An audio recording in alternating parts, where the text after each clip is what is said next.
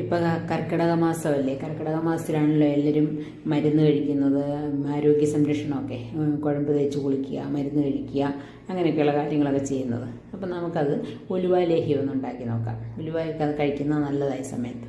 അപ്പം അതിന് ഉലുവ കുറച്ച് തലേദിവസം വെള്ളത്തിലിട്ട് വെക്കുക. രാവിലെ അത് കുതിർന്ന് കഴിയുമ്പോൾ എടുത്ത് കുക്കറിലടിച്ച് നന്നായിട്ട് വേവിക്കുക. എന്നിട്ട് അതിനെ ഒന്ന് മിക്സിയിൽ ഒന്ന് അരച്ചെടുക്കുക. ഒരു പാൻ അടുപ്പത്ത് വെച്ച് അതിലേക്ക് നെയ്യ് ഒഴിച്ചിട്ട് ഈ അരച്ച ഉലുവ ഒന്ന് വരട്ടിയെടുക്കുക. ആ നെയ്ക്കകത്ത് ഉലുവ ഒരുവിധം നെയ്ക്കകത്ത് കിടന്ന് വരണ്ട് വരുമ്പം അതിലേക്ക് നമ്മൾ കരിപ്പട്ടി, ശർക്കരയല്ല, ഉണ്ട ശർക്കരയൊന്നുമല്ല, കരിപ്പട്ടി ചേർത്ത് കൊടുക്കും. പനഞ്ചക്കര എന്നാണെന്ന് തോന്നുന്നു പറയുന്നത്, അറിയത്തില്ല. കരിപ്പട്ടി എന്നാണ് ഞങ്ങളൊക്കെ പറയുന്നത്.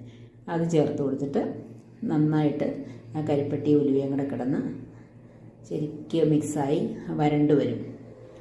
അത് ശരിക്ക് ഉലുവ അതിനകത്ത് കിടന്ന് വരണ്ട് കഴിയുമ്പം അതിലേക്ക് തേങ്ങാപ്പാൽ ഒഴിച്ചു കൊടുക്കണം.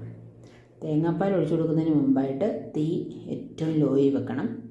അതുപോലെ തേങ്ങാപ്പാൽ ഒഴിക്കുമ്പോൾ നമ്മൾ ഇളക്കി കൊടുത്തുകൊണ്ടേയിരിക്കണം.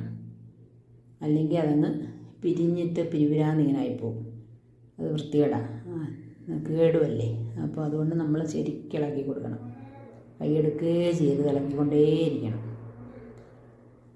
കർക്കിടക മാസത്തിലാണ് നമ്മളെല്ലാം മുക്കൂറ്റി ലേഹ്യം, ഉലുവ ലേഹ്യം, ഉള്ളി ലേഹ്യം, ഇങ്ങനെയൊക്കെ ഉള്ളതൊക്കെ കഴിക്കുന്നത് കർക്കിടകത്തിലാണ്. ഈ സമയത്താണ് എല്ലാ മരുന്നുകളും നമ്മുടെ ശരീരത്തിൽ ശരിക്കും പിടിക്കുന്നത്, തണുപ്പ് കാലത്ത്.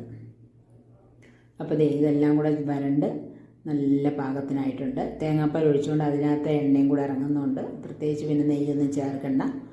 അപ്പോൾ ഉലുവ ലേഹ്യം റെഡിയായി കഴിഞ്ഞു. പറയാൻ മറന്നു ഒരു കാര്യമുണ്ട്, കുറച്ച് ചുക്കുപൊടിയും കൂടെ ചേർത്ത് കൊടുക്കണമായിരുന്നു. അപ്പോൾ എല്ലാവരും ഒന്ന് ഉണ്ടാക്കി നോക്കണം ഈ സമയം.